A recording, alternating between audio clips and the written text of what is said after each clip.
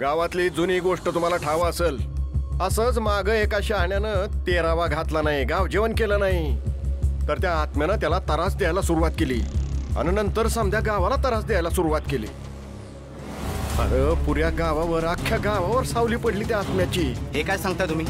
हे असं सांगू ना तुम्ही लोकांना घाबरवताय. महाभोजन घालणार मी, महाभोजन घालणार, माझ्या बापाला मुक्ती देणार मी.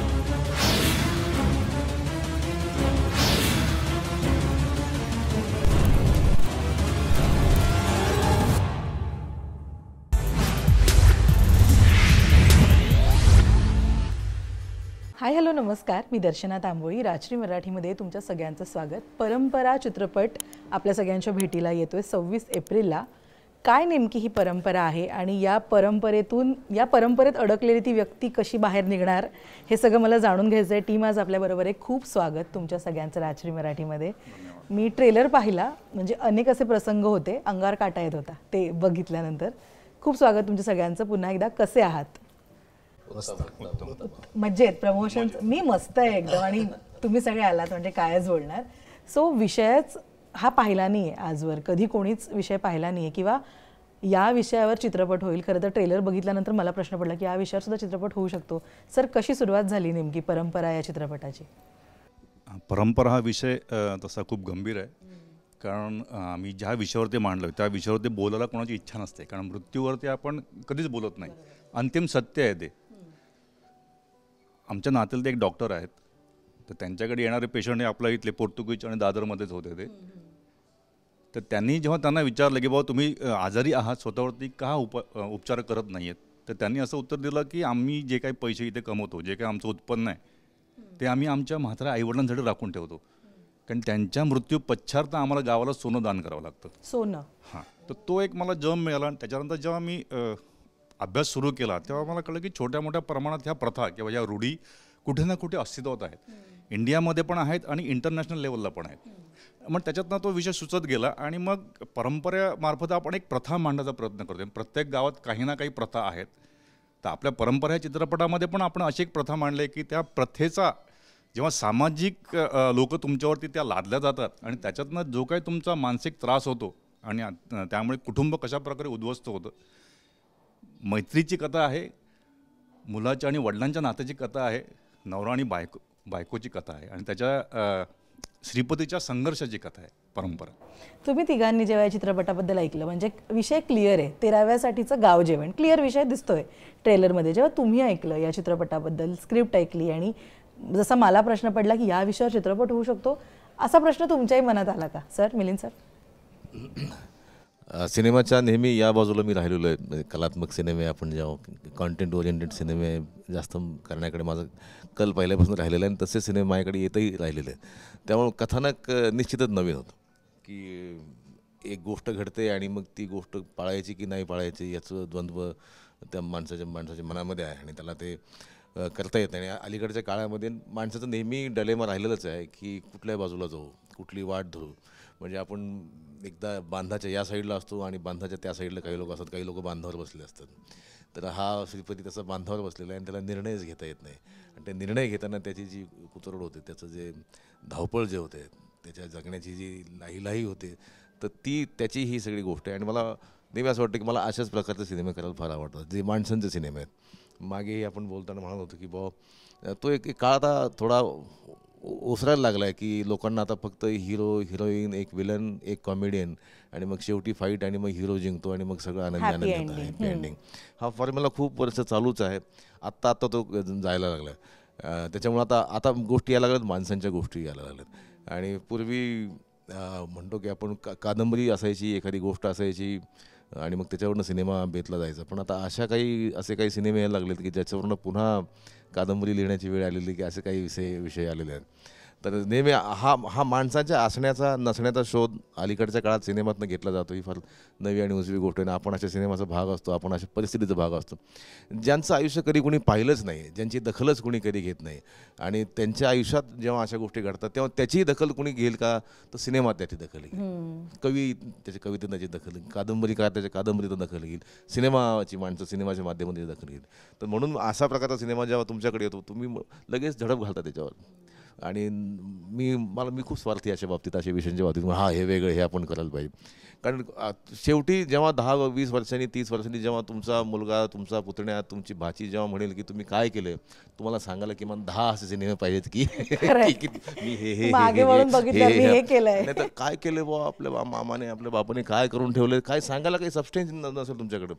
तर असे काही विषय की मी हे केलं की जे त्यांना पण नंतर अभिमानानं सांगता येईल. नाही तर केलं होतं मी 4 बायका आणि मग 1 नवरा आणि त्यांची फजिती, हे कुठले. तर ते तसं काही नाही, अशा सिनेमाचा भाग व्हायला म्हणून मी लगेच झडप घातली आणि त्यांना म्हटलं की आपण करूया, तारखा सांगा कधी करायचं. Yes sir. आहे. जेव्हा मी स्क्रिप्ट वाचली तेव्हा तर मला पहिला घाम सुटला. काय एवढा मोठा रोल आणि त्या भूमिकेला मी न्याय देईल का नाही. कारण त्यात बरोबर मिलिंद सर, वीणा जामकर हे यांचे चित्रपट बघून आम्ही कुठे, म्हणजे मी पण असा मोठा होत होतो.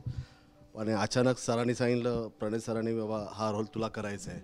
मी तर त्यांना सर कसं जमणार, मला ते नाही. आणि कारण ते वाक्य पण तशी होती. आणि भीत मी ते सेटवर आलो, पण माहीत नाही तिकडची सिच्युएशन बघून तो जो कॅरेक्टर आहे शिवराम, जो विरोध करणारा, तो आपोआप निर्माण झाला आणि ते घडत गेलं.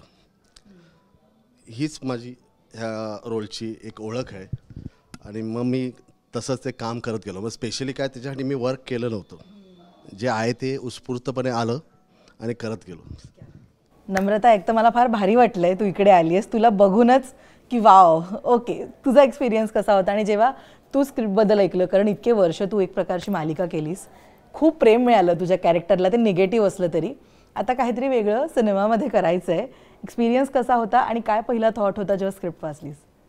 अगदी खरं सांगायचं झालं ना तर सीन करण्यासाठी सेटवर जाईपर्यंत स्क्रिप्ट हा प्रकारच माहिती नव्हता मला.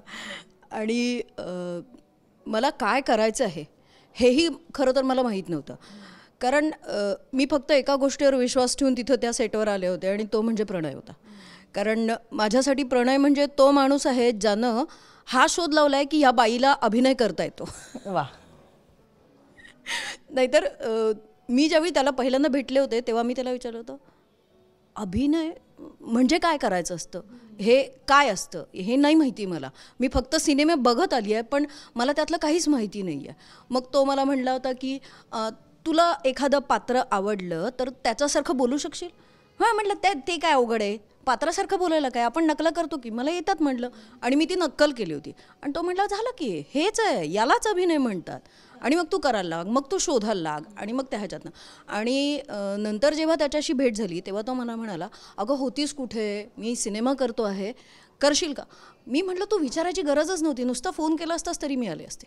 कारण माझ्यासाठी ते फार महत्त्वाचं आहे की तू मला बोलवतो आहेस. आणि मग तिथं सेटवर गेल्यानंतर मग मला कळलं मिलिंद सर करत आहेत त्याच्यामध्ये काम, प्रकाश सर आहेत त्याच्यामध्ये, अरुण सर आहेत, प्रशांत सर, वीणा जामकर, एवढी सगळी मी भयंकर दडपलेली होते. आणि मला सुधारत नव्हतं, मला माहीतही नव्हतं की मी डायलॉग बोलू शकेन का नाही. पण इट्स डन. आणि ही सगळी ना तिथं त्या सेटवर या सगळ्या गुणी माणसांची निर्माण झालेली जी एनर्जी होती ना, त्या एनर्जीनं माझ्याकडनं काम करून घेतलं असं मला वाटतं. आणि सिनेमाच्या स्क्रिप्टबद्दल जर म्हणशील तर मी मुळातच माझा स्वभाव असा आहे की जे पटत नाही ना त्याच्या वाटाला जायचंच नाही. म्हणजे मी लहानपणापासून अशी आहे, मला अनेक वेळेला घरामधनं मी शिव्या खाल्लेल्या आहेत त्याच्यासाठी की आम्ही सांगतो तरीसुद्धा ही पोरगी हे ऐकत नाही, तिला पटेल तेव्हाच ती करणार असं. आता म्हणजे आतासुद्धा माझी आई म्हणते बघा, इतकी वर्ष आम्ही सांगितलं हे असं करू नको म्हणून, तर तेच करत होती. आणि आता हिला पटलंय, ते नाही केलं तर बरोबर आहे, मग आता ती ते ऐकायला लागलेली आहे असं माझ्या आईला आता वाटायला लागलं. तर आई मला म्हणते बरं झालं तू सिनेमात गेलीस, तू सिनेमात गेलीस म्हणून जरा बदललीस तरी. पण सर, जेव्हा अशा प्रकारचे चित्रपट असतात सामाजिक विषयावर किंवा आजच्या विषयांवर जे चित्रपट असतात ना, त्याच्यामध्ये अनेकदा अनेक लिमिटेशन्स येऊ शकतात. कारण या अशा ज्या गोष्टी लोकांच्या भावना त्याच्याशी जोडलेल्या असतात की मग अशा वेळी डिरेक्टर म्हणून काय लिमिटेशन्स किंवा काय डिफिकल्टीज फेस कराव्या लागल्या परंपरा करताना? परंपरा हा विषयच मुळात खूप सेन्सिटिव्ह. हो, एक्झॅक्टली. ते जसं तुम्ही म्हणाला की 13व्या वरचा जो विषय आहे, मृत्यू हा विषय कोण हँडल नाही करत तो, आणि तो खूप असा भावनिक गुंतवणूक असते त्याच्यामध्ये. समाज इन्वॉल्व असतो, तुमचं कुटुंब इन्वॉल्व असतं, आणि तुम्ही एक डायरेक्ट कनेक्ट असता की जो माणूस आपल्या घरात जो गेलेला आहे, एक इमोशनल दुःख घेऊन तुम्ही तो प्रवास करत असतात त्याच्यामध्ये.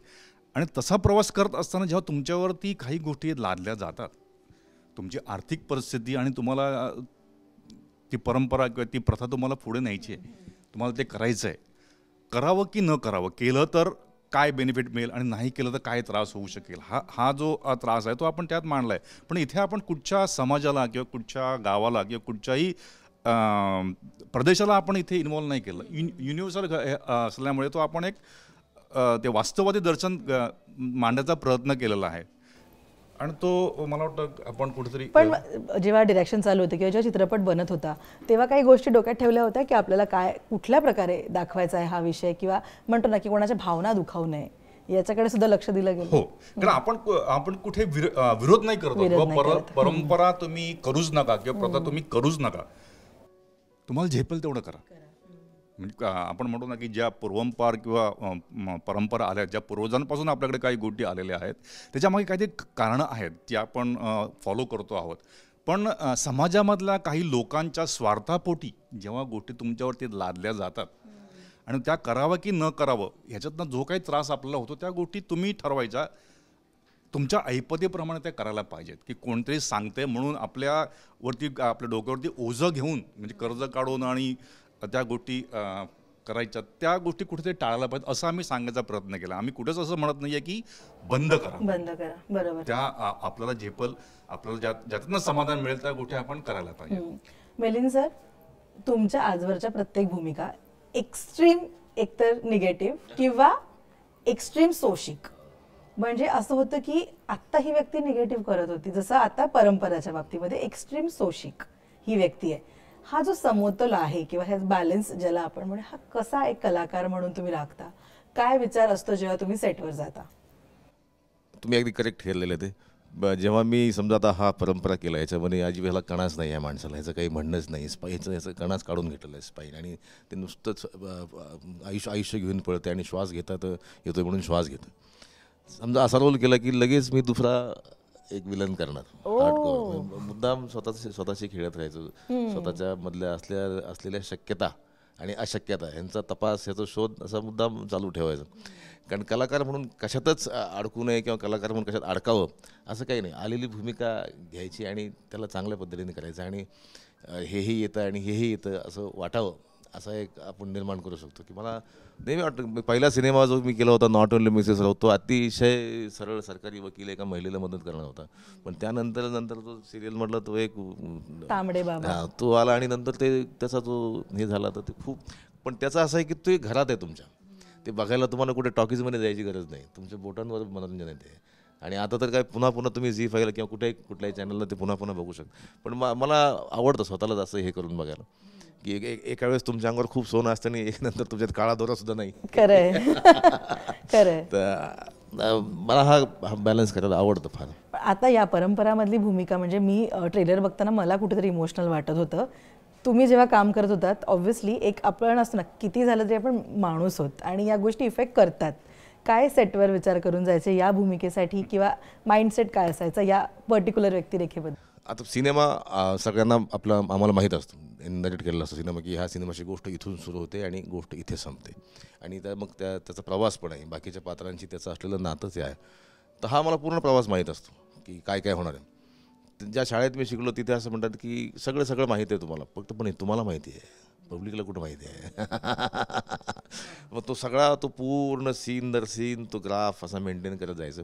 आणि सेटवर गेल्यावर आता समजा आता तुम्हालाही माहिती आहे, शूटिंगच्या पहिल्या दिवशी नेमका शेवटचा सीन होतो, किंवा अचानक 1, 7, 5, 13, 19 पॅकअप असं एका सेट होऊन, तर त्यातला मधलीची जी मधला जो धागा आहे, त्याचा जो ब्रिज आहे तो जोडावा लागतो.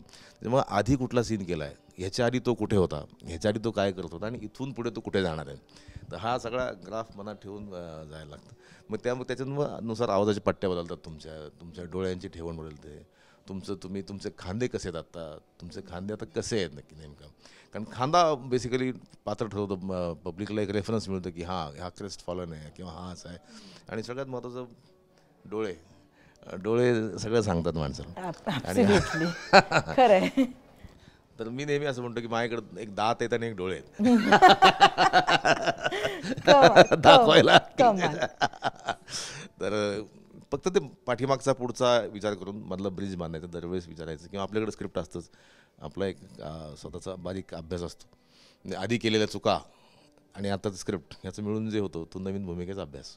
क्या बात, कमाल, खूप मस्त लर्निंग. तुमच्या दोघांसाठी प्रश्न आहे, तुमच्या पर्टिक्युलर भूमिकेसाठी दिग्दर्शकाकडनं काय ब्रीफ आलं होतं आणि जेव्हा तुम्ही रोज सेटवर जायचात तेव्हा त्या कॅरेक्टरबद्दलची कोणती गोष्ट लक्षात ठेवायचात परफॉर्म करताना?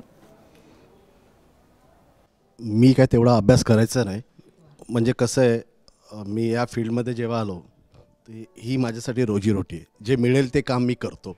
फक्त ते प्रामाणिकपणे कसं करायचं हे मी ठरवून जातो. कारण कुठे काम नाही गेलं पाहिजे. एका कामाने आपल्याला दुसरं काम मिळत असतं.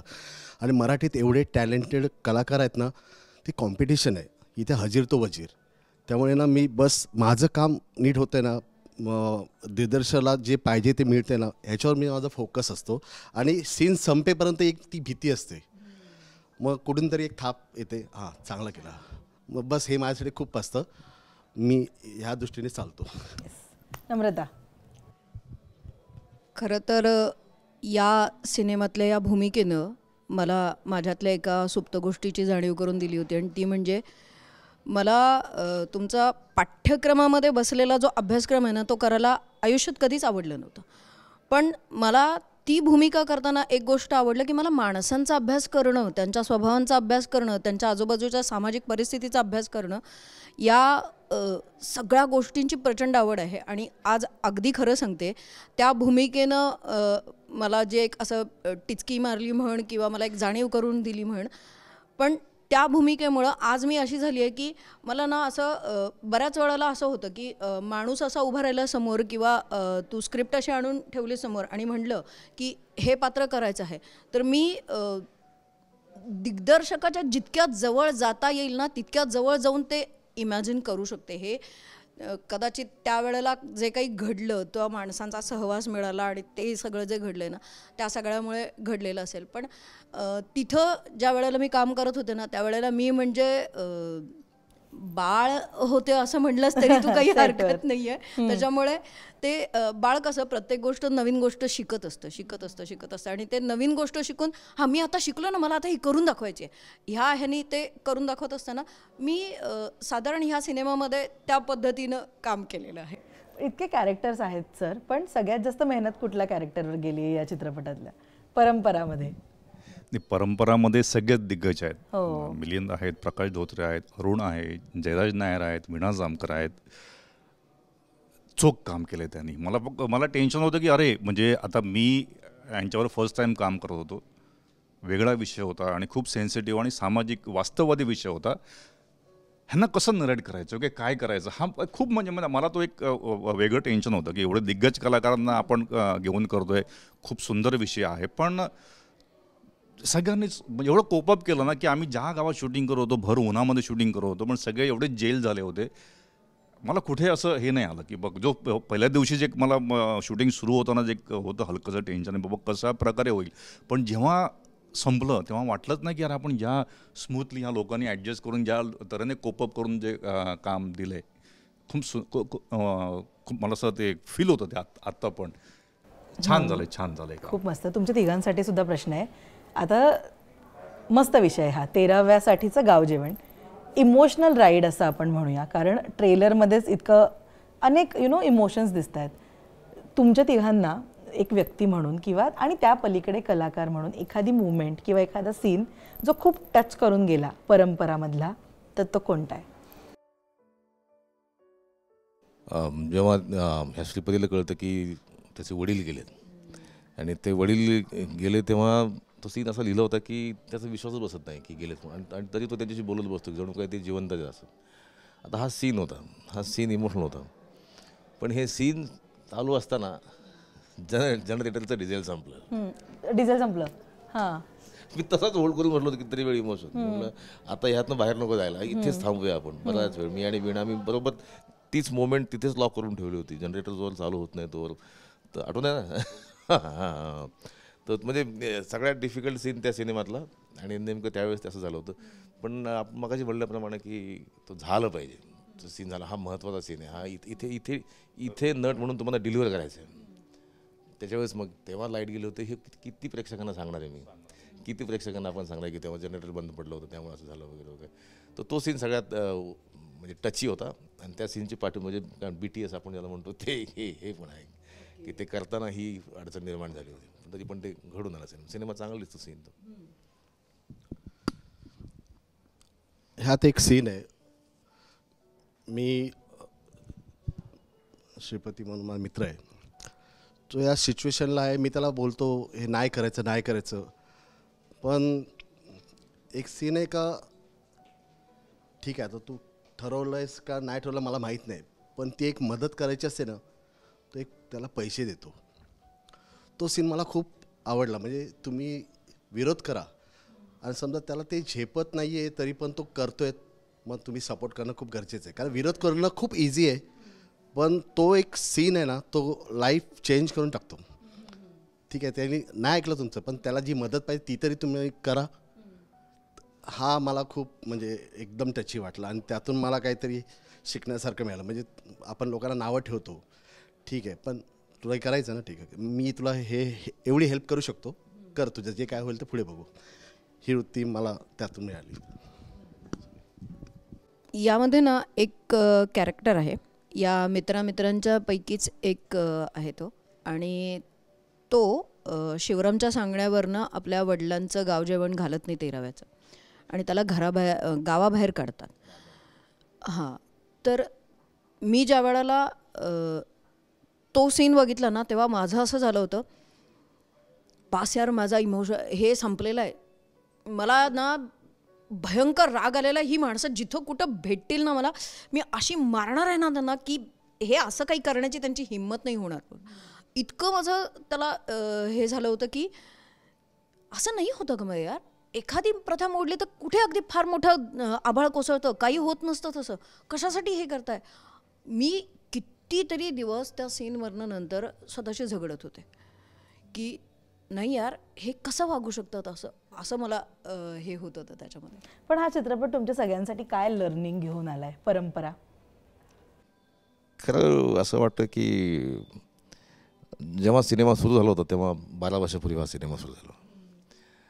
तर असं वाटतं की इतका वेळ एका सिनेमासाठी नाही गेलं पाहिजे, तो ताबडतोब ते घडून आलं पाहिजे. कारण आता तुम्ही पाहता तेव्हा तो सिनेमा थोडा जुना वाटतो, त्याची पिक्चर क्वालिटी, त्याचं टेक्स्चर थोडं जुनं वाटतं. तर गोष्टी वेळेत घडल्या पाहिजेत तर तो सिनेमा लोकांपर्यंत पोचतो. काय होतं की आपण अपडेट खूप आहेत आता, तेव्हाची ती परंपरा आता तेवढीच लागेल लोकांना किंवा तेवढंच त्याचं महत्त्व राहील किंवा त्याचा दाह तेवढंच राहील असं काही नाही. त्याच्यामुळे तो लवकरात लवकर घडायला पाहिजे होता. आणखी मला वाटतं की शिकवण आम्हाला सगळ्यांसाठीच आहे किंवा लवकरात लवकर गोष्टी आपण घडवून आणायला पाहिजे होत्या. पोचलं त्यावेळेस ते पोचलं पाहिजे होतं. ते मग अंतर पडतं सगळ्या. आणि पुन्हा त्या ज्या विचाराचा आपण नेहमी पुरस्कार करतो की बाबा काही गोष्टी नाही आहेत, ह्यानी काय फरक पडत नाही, 13वा घातला काय आणि नाही घातला काय. मी असं म्हणतो, आपण म्हणतो की बा अलीकडे मुली म्हणतात मी जोडवे घालणार नाही, काय फरक पडला त्यांना. मुली म्हणतात की मंगळसूत्र घालणार नाही, काय फरक पडला त्यांनी. ह्या परंपराच होत्या की पूर्वी. बरोबर. आता पूर्वी एकच मंगळसूत्र, आता 2-2, 3-3 मंगळसूत्र असतात, एक छोटं एक मोठं, एक बाहेर जायचं एक. आणि पुन्हा आपण जे म्हणतो तसेच आपण सिनेमे आपल्याला करायला मिळतात. आपण म्हणतो की मला 7 जन्मी हाच पती मिळू दे. कशासाठी पाहिजे तो पती? त्या बाईला नाही पाहिजे. म्हणजे मी तर म्हणतो की त्या बाईला तर ठीक आहे, तिला हवा की नको, नवऱ्याला पाहिजे की नाही ती हाही मुद्दा आहे. ह्या दोघांचं झालं, पण घरात आणखी पण माणसं आहेत, दिराला नको का, हवी का नको, ती सासूबाईंना ती सून परत हवी की नाही. तर असं सगळा सर अगदी एकदमच ऑनेस्ट उत्तर देत आहेत सगळी आज. तर आपण जो विचार करतो, ज्या प्रकारचा आपला एक स्वभाव आहे, त्याच प्रकारचा सिनेमा आपल्याला करायला मिळावा आणि तो मांडायला मिळावा आणि तो लोकांपर्यंत जातोय, याचा एक विशेष आनंद आहे. हे सर्व बघितलं की असं वाटतं की नको आहे, जंगलात जावं, मस्तपैकी तिकडेच बागडावं. म्हणजे ना तिथे कोणाचं बंधन, ना हे करू नको ते करू नको, तर बस जंगलात जावं, काय पाहिजे ते खावं, करावं, मोकळं. जसे पक्षी फिरत असतात ना, तसं फिरावं असं वाटतं. हे सगळं आत्ताचं जे रूढी घ्या, परंपरा घ्या, जी सिच्युएशन आहे आता जी चालली, ते बघितल्यावर कंटाळा येतो. मग असं वाटतं का ते देवाने जे जीवन दिलं आहे ते निसर्गाच्या सानिध्यात जाऊन मस्तपैकी एन्जॉय करावं. नम्रता. माझ्यासाठी एकमेव गोष्ट महत्त्वाची आहे की वेळ ही सगळ्यात स्ट्रॉंग असते. तिच्या आल्याडपल्याड तुम्ही काही नाही करू शकत. व्हॉट एव्हर इट इज, तुम्ही लाख मनसुबे रचा, ते जेव्हा घडायचं आहे, घडवायचं आहे, तेव्हाच ती घडवते. तुम्हाला किती जरी काही वाटलं ना की आपल्याला हे करायचंच आहे, आत्ताच घडलं पाहिजे, आत्ताच व्हायला पाहिजे, तिने एकदा ठरवलं आहे ना की तुम्हाला आत्ता हे नाही करायचं आहे, तुम्ही हातपाय आपटा, डोकं फोडून घ्या तिच्यासमोर, ती नाही म्हणजे नाहीच ऐकत. आणि एकमेव ही गोष्ट अशी असते की जी तुमचं कधीच ऐकत नाही, ती तिचंच तुम्हाला ऐकायला लावते. आणि ही गोष्ट मला ज्या ज्या वेळेला मी या सिनेमाचा विचार करते ना त्या वेळेला मला ही गोष्ट प्रकर्षानं जाणवते की हे खरं आहे. म्हणजे मी खूप लढले वेळेबरोबर स्वतःसुद्धा की नाही मला हे नाही करायचं आहे, मला हेच करायचं आहे. पण मला ज्या वेळेला ते करायचं होतं तेव्हा ते नाही करायला दिलं, आणि ज्या वेळेला ते करायचं होतं तेव्हा ते करायला दिलं. तिला जेव्हा वाटलं की हे व्हायला पाहिजे तेव्हा ते झालं. आणि मी या सगळ्या गोष्टी ना प्रत्येक ह्याच्यामध्ये सर जसं म्हणाले मिलिंद सर की सिनेमा घडला त्याला आता 12 वर्ष होऊन गेलेली आहेत. मी 12 वर्षात एकदाही ह्या सिनेमाला विसरले नाही. कारण मला पावलागणिक ना प्रत्येक वेळेला अरे हे असं व्हायला पाहिजे होतं का, आपण सिनेमा केला तो गेला नाही. असे अनेक सिनेमे असतील की जे खूप इच्छा लावून, खूप पैसे लावून, खूप चांगल्या चांगल्या पद्धतीनं अभिनय करणारी लोक एकत्र येऊन त्यांनी काहीतरी छान निर्माण करायचं म्हणून निर्माण केले असतील, आणि वेळेच्या मनातच नाही, तो यायलाच नाही पाहिजे, आणि ते आलेलेच नाही आहेत. मला खरं तर असं वाटतंय की we are thankful to time. खरोखर वेळेनं आम्हाला आणखीन एक संधी दिली आहे की ही वेळ आहे, लोकांना रहस्य जाणून घ्यायची आहेत, आणि त्या वेळेला नेमक्या वेळेवर हा सिनेमा प्रदर्शित होतो. ॲब्सोल्युटली. आणि परंपरा चित्रपटाची वेळ आत्ता आली आहे. 26 एप्रिलला रिलीज होतोय चित्रपट. काय मिलिंद सर अपील कराल प्रेक्षकांना थिएटरपर्यंत यायचं? जशी आपल्याला पोटाची भूक असते तशी आपली एक सांस्कृतिक भूक असते.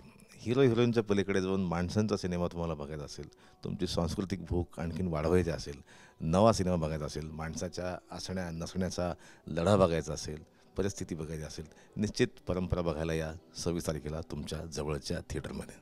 Thank you so much team. All the best तुम्हाला चित्रपटासाठी. करत राहा असेच छान छान चित्रपट, आणि येत राहा इथे गप्पा मारायला. ऑल द बेस्ट सगळ्यांना. थँक्यू. Thank you so much.